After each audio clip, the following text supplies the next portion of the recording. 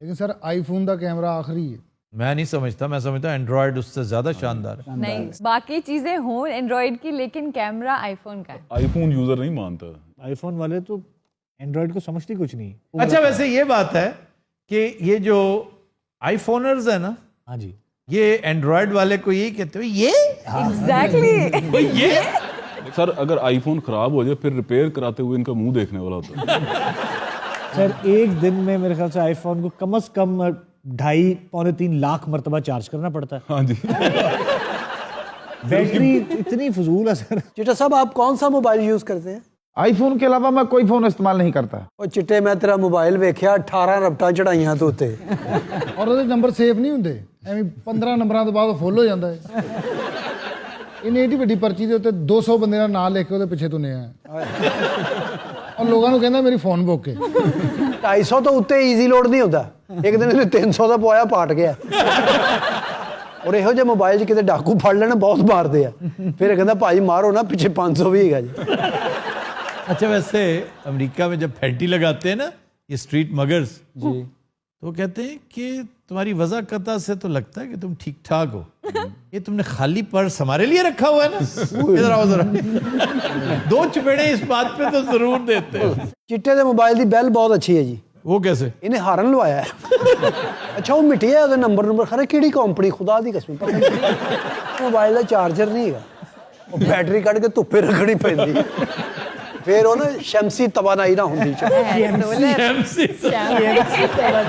Phone ਤੇ ਤੁਸੀਂ ਉਰਦੂ 'ਚ ਵੀ ਗੱਲ ਕਰੋ ਨਾ, ਇਹਦੇ ਤੱਕ ਪੰਜਾਬੀ 'ਚ ਪਹੁੰਚਦੀ। ਇੱਕ ਦਿਨ ਰਾਤ ਨੂੰ ਜਾ ਰਿਹਾ ਤਾਂ ਐਕਸੀਡੈਂਟ ਹੋ ਗਿਆ ਵਿਚਾਰੇ ਦਾ ਮੋਟਰਸਾਈਕਲ ਤੋਂ। ओए, ਕਿਉਂ ਕੋਈ ਪਤਾ ਨਹੀਂ ਲੱਭੀ ਕੌਣ ਆ ਬੰਦਾ। ਫਿਰ ਇਹਦੇ ਮੋਬਾਈਲ ਤੋਂ ਪਤਾ ਲੱਗਾ ਓਏ ਚਿੱਟਾ ਜੀ ਓਏ।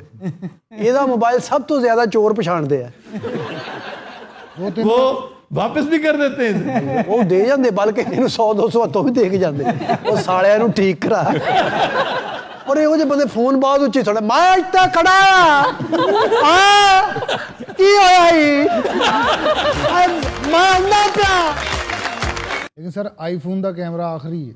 मैं नहीं समझता, मैं समझता एंड्रॉयड उससे ज्यादा शानदार है। नहीं, बाकी चीजें हों एंड्रॉइड की, लेकिन कैमरा आईफोन का है। आईफोन यूजर नहीं मानता। आईफोन वाले तो एंड्रॉयड को समझती कुछ नहीं। अच्छा, वैसे ये बात है कि ये जो आईफोनर्स है ना, हाँ जी, ये एंड्रॉयड वाले को यही कहते हो, ये एग्जैक्टली। ये सर अगर आईफोन खराब हो जाए फिर रिपेयर कराते हुए इनका मुंह देखने वाला होता है। सर एक दिन में मेरे ख्याल से आईफोन को कम से कम 2.5-3 लाख मरतबा चार्ज करना पड़ता है। हाँ जी। बैटरी इतनी फजूल है सर। चिट्टा साहब आप कौन सा मोबाइल यूज करते हैं? आईफोन के अलावा मैं कोई फोन इस्तेमाल नहीं करता ਉਹ ਚਿੱਟੇ ਮੈਂ ਤੇਰਾ ਮੋਬਾਈਲ ਵੇਖਿਆ 18 ਰਬਟਾਂ ਚੜਾਈਆਂ ਤੋਂ ਉੱਤੇ ਔਰ ਉਹਦੇ ਨੰਬਰ ਸੇਵ ਨਹੀਂ ਹੁੰਦੇ, ਐਵੇਂ 15 ਨੰਬਰਾਂ ਤੋਂ ਬਾਅਦ ਫੁੱਲ ਹੋ ਜਾਂਦਾ ਹੈ। ਇਹਨੇ ਏਡੀ ਵੱਡੀ ਪਰਚੀ ਦੇ ਉੱਤੇ 200 ਬੰਦੇ ਦਾ ਨਾਮ ਲਿਖ ਕੇ ਉਹਦੇ ਪਿੱਛੇ ਤੁਨੇ ਆ ਔਰ ਲੋਕਾਂ ਨੂੰ ਕਹਿੰਦਾ ਮੇਰੀ ਫੋਨ ਬੁੱਕ ਹੈ। 250 ਤੋਂ ਉੱਤੇ ਈਜ਼ੀ ਲੋਡ ਨਹੀਂ ਹੁੰਦਾ। ਇੱਕ ਦਿਨ ਇਹਨੇ 300 ਦਾ ਪਵਾਇਆ ਪਾਟ ਗਿਆ। ਔਰ ਇਹੋ ਜਿਹੇ ਮੋਬਾਈਲ 'ਚ ਕਿਤੇ ਡਾਕੂ ਫੜ ਲੈਣ ਬਹੁਤ ਮਾਰਦੇ ਆ। ਫਿਰ ਕਹਿੰਦਾ ਭਾਈ ਮਾਰੋ ਨਾ, ਪਿੱਛੇ 500 ਵੀ ਹੈਗਾ ਜੀ। अच्छा, वैसे अमेरिका में जब फैंटी लगाते हैं ना ये स्ट्रीट मगर्स जी, तो वो कहते हैं कि तुम्हारी वज़ाकता से तो लगता है कि तुम ठीक ठाक हो, ये तुमने खाली पर्स हमारे लिए रखा हुआ है ना, इधर आओ जरा। 2 चपेड़े इस बात पे तो जरूर देते हैं। ਚਿੱਟੇ ਦੇ ਮੋਬਾਈਲ ਦੀ ਬੈਲ ਬਹੁਤ ਅੱਛੀ ਹੈ ਜੀ। वो कैसे? ਇਹਨੇ ਹਾਰਨ ਲਵਾਇਆ ਹੈ।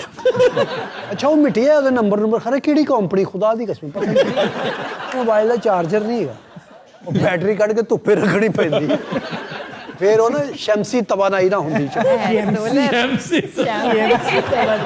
ਫੋਨ ਤੇ ਤੁਸੀਂ ਉਰਦੂ 'ਚ ਵੀ ਗੱਲ ਕਰੋ ਨਾ, ਇਹਦੇ ਤੱਕ ਪੰਜਾਬੀ 'ਚ ਪਹੁੰਚਦੀ। ਇੱਕ ਦਿਨ ਰਾਤ ਨੂੰ ਜਾ ਰਿਹਾ ਤਾਂ ਐਕਸੀਡੈਂਟ ਹੋ ਗਿਆ ਵਿਚਾਰੇ ਦਾ ਮੋਟਰਸਾਈਕਲ ਤੋਂ। ओए, ਕਿਉਂ ਕੋਈ ਪਤਾ ਨਹੀਂ ਲੱਭੀ ਕੌਣ ਆ ਬੰਦਾ। ਫਿਰ ਇਹਦੇ ਮੋਬਾਈਲ ਤੋਂ ਪਤਾ ਲੱਗਾ ਓਏ ਚਿੱਟਾ ਜੀ ਓਏ। ਇਹਦਾ ਮੋਬਾਈਲ ਸਭ ਤੋਂ ਜ਼ਿਆਦਾ ਚੋਰ ਪਛਾਣਦੇ ਆ। वो वापस भी कर देते हैं। ਉਹ ਦੇ ਜਾਂਦੇ, ਬਲਕਿ ਇਹਨੂੰ 100-200 ਹੱਥੋਂ ਵੀ ਦੇ ਕੇ ਜਾਂਦੇ। ਉਹ ਸਾਲਿਆਂ ਨੂੰ ਠੀਕ ਕਰਾ। ਔਰ ਇਹੋ ਜਿਹੇ ਬੰਦੇ ਫੋਨ ਬਾਅਦ ਉੱਚੀ ਥੋੜਾ ਮੈਂ ਇੱਥੇ ਖੜਾ ਆ ਕੀ ਹੋਇਆ ਈ ਮੈਂ ਨਾ ਪਿਆ।